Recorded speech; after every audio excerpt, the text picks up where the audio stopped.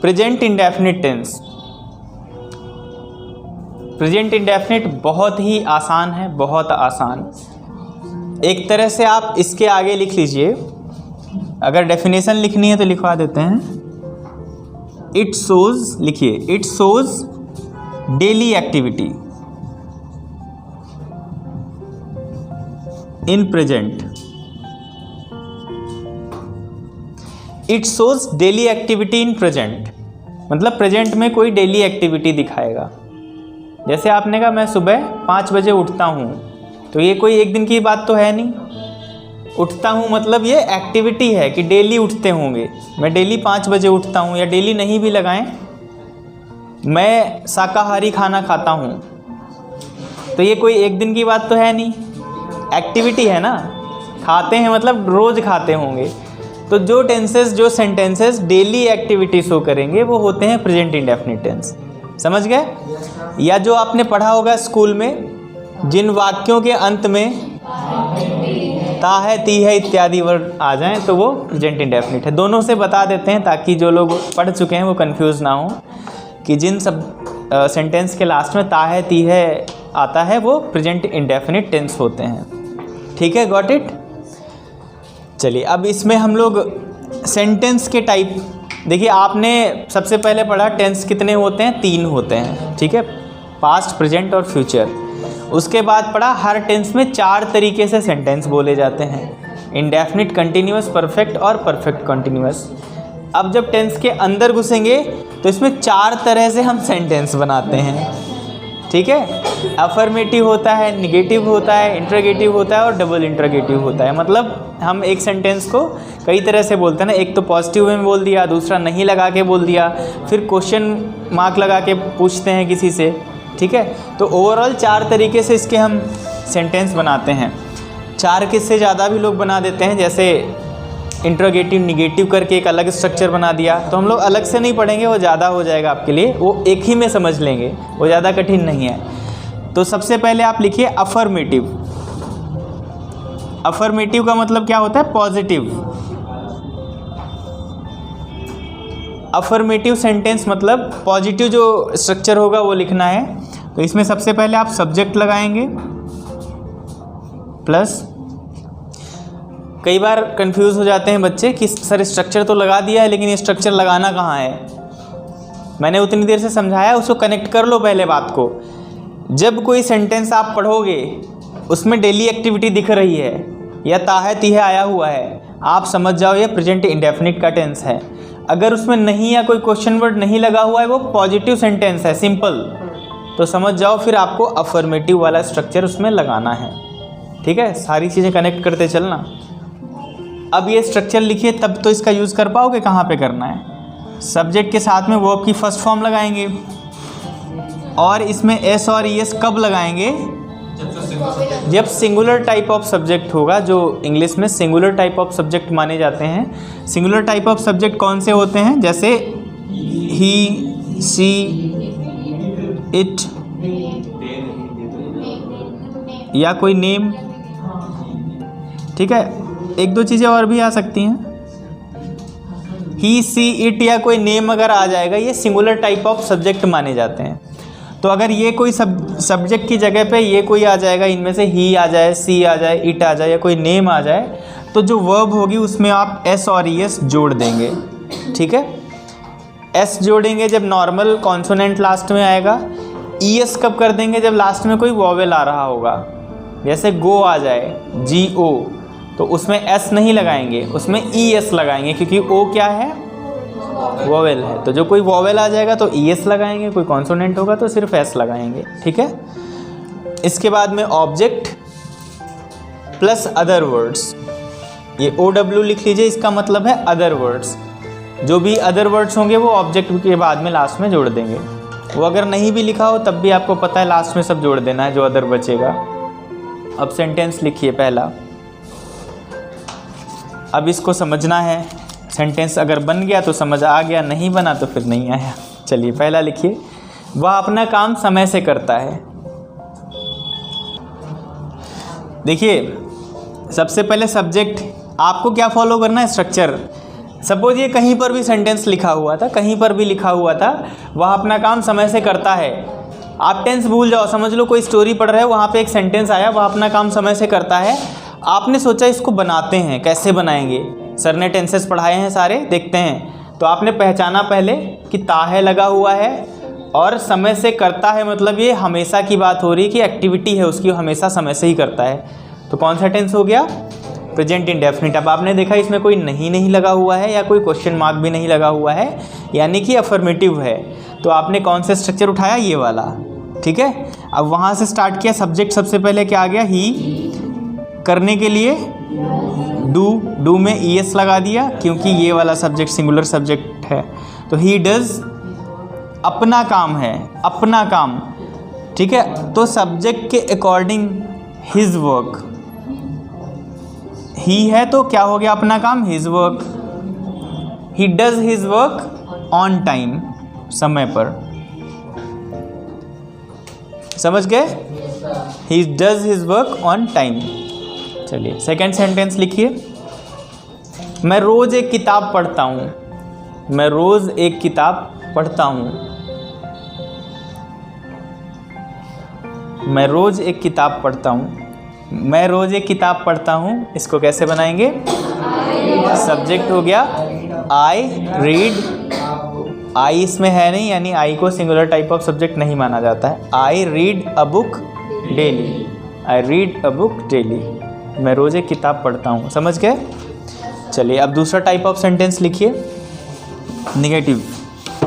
Negative sentences, इसमें क्या आ जाएगा? सब्जेक्ट प्लस डू, और जो सिंगुलर टाइप ऑफ सब्जेक्ट होंगे हमने उसमें ऑलरेडी ईएस लगा दिया, यानी कौन से? ही, सी, इट या कोई नेम।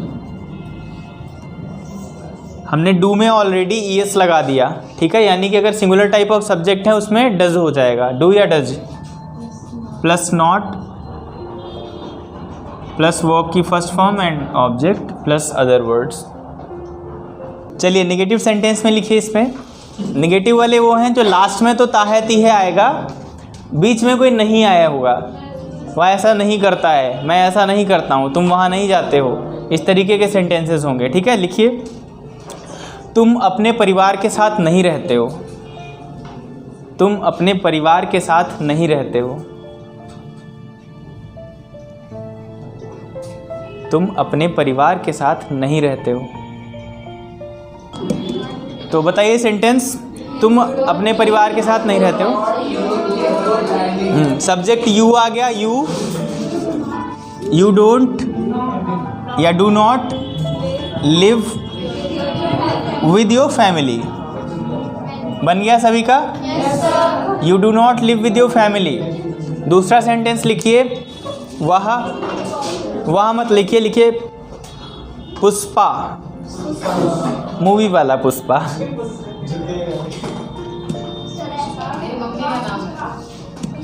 मूवी का नाम है ये।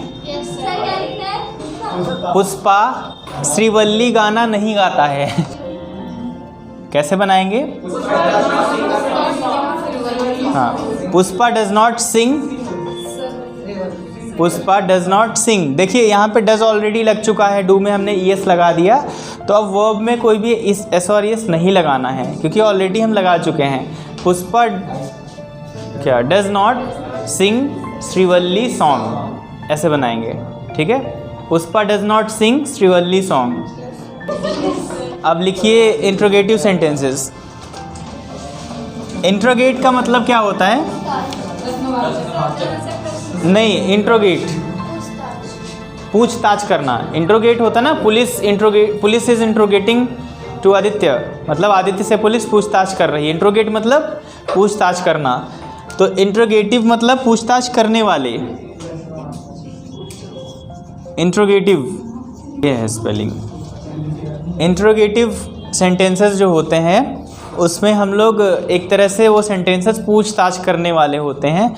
और इंट्रोगेटिव में अगर प्रेजेंट इंडेफिनिट का इंट्रोगेटिव है तो सिर्फ इंट्रोगेटिव जो सेंटेंस होते हैं उनकी स्टार्टिंग हमेशा क्या से होती है, ठीक है।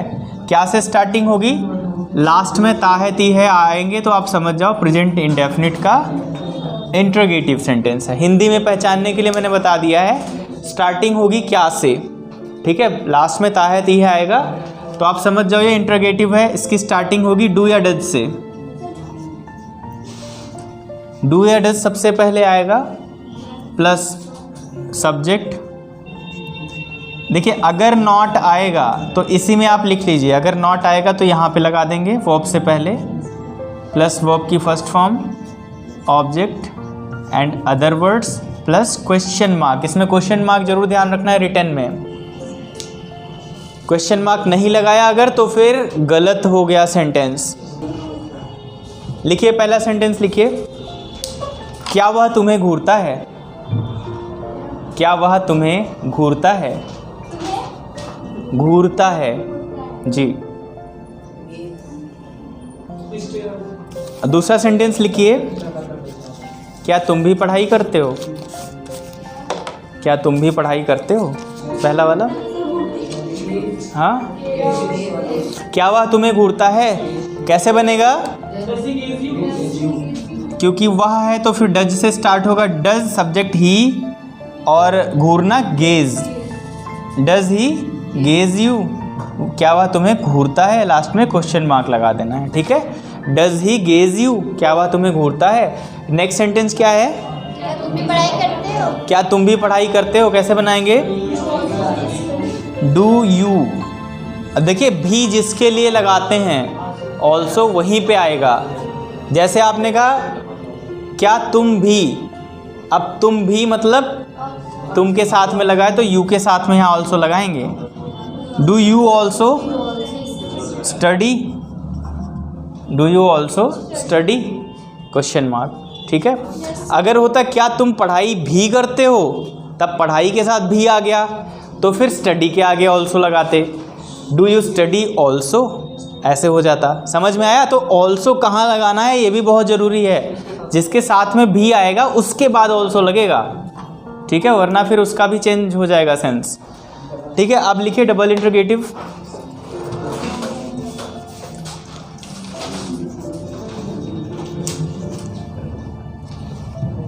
डबल इंट्रोगेटिव को कैसे पहचानेंगे, सिंपल स्टार्टिंग होगी जैसे सेंटेंस की होती है, बीच में कोई क्वेश्चन वर्ड आ जाएगा, ठीक है, और उस क्वेश्चन वर्ड को आगे लाके आपको ट्रांसलेट करना है, बस बाकी कुछ नहीं करना है। बाकी सारा इंट्रोगेटिव वाला स्ट्रक्चर ही रहेगा, बस डबल इंट्रोगेटिव में जो क्वेश्चन वर्ड आ जाए उसको सबसे पहले लाके ट्रांसलेट कर लो बस।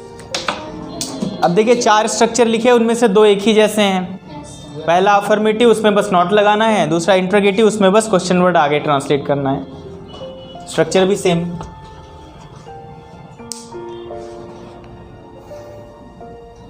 रिटर्न। अब सेंटेंस लिखिए, तुम रोज अंग्रेजी क्यों बोलते हो, कहीं अंग्रेजी पी के तो नहीं आते, तुम रोज अंग्रेजी क्यों बोलते हो, तुम रोज अंग्रेजी क्यों बोलते हो। अब देखिए स्टार्टिंग क्या हुई, तुम रोज नॉर्मल स्टार्टिंग है, लेकिन बीच में एक क्वेश्चन वर्ड आ गया, क्यों, तुम रोज अंग्रेजी क्यों बोलते हो, लास्ट में ताहती है यानी कि प्रेजेंट इंडेफिनिट का डबल इंट्रोगेटिव सेंटेंस।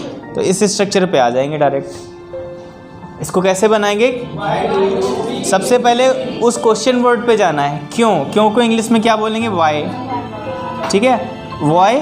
अब तुम के साथ में डू आएगा, तो why do you speak English daily. समझ में आ गया सभी को। दूसरा सेंटेंस लिखिए, वन मोर, आदित्य रोज शाम को कहाँ जाता है, आदित्य रोज शाम को कहाँ जाता है। देखिए स्टार्टिंग नॉर्मल है ना, आदित्य रोज, लेकिन बीच में क्या आ गया, कहाँ, तो उसको सबसे पहले ट्रांसलेट कर दो, वेयर। अब आदित्य सिंगुलर है तो डज लगेगा, where does Aditya go daily, where does Aditya go daily, हाँ इन इवनिंग, शाम को है, daily in evening.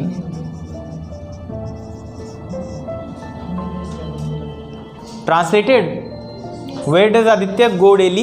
In evening. So that's it in present indefinite tense. तो देखिए, इस टेंस की अगर प्रैक्टिस करनी तो कैसे हो सकती है? You all have to speak the topic. कल के लिए आपका टॉपिक है योर डेली रूटीन. आपका कल का टॉपिक है योर डेली रूटीन. जिन लोगों को भी इस टेंस क्लियर करना है ना, ये टॉपिक प्रॉपरली बोलें, योर डेली रूटीन. इसका मतलब क्या है? आप डेली क्या करते हो, सुबह से लेकर शाम तक बताना है, वो भी सब्जेक्ट प्लस वर्ब की फर्स्ट फॉर्म एंड ऑब्जेक्ट. जो आपका स्ट्रक्चर है प्रेजेंट इंडेफिनिट का, सिर्फ और सिर्फ यही यूज़ होगा पूरे टॉपिक में, शुरुआत से लेकर लास्ट तक सिर्फ प्रेजेंट इंडेफिनिट टेंस. समझ गए?